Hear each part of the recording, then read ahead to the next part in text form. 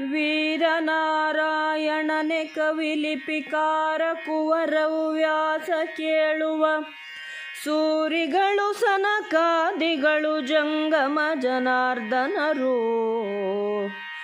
ಚಾರು ಕವಿತೆಯ ಬಳಕೆಯಲ್ಲ ವಿಚಾರಿಸುವಡಳವಲ್ಲ ಚಿತ್ತವಧಾರುಹೋ ಸರ್ವಜ್ಞರಾದರು ಸಲುಗೆ ಭಿನ್ನಪವಾ.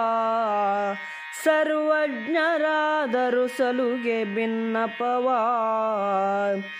ಈ ಕಾವ್ಯವನ್ನು ಬರೆದ ಕವಿ ಗದುಗಿನ ವೀರನಾರಾಯಣ.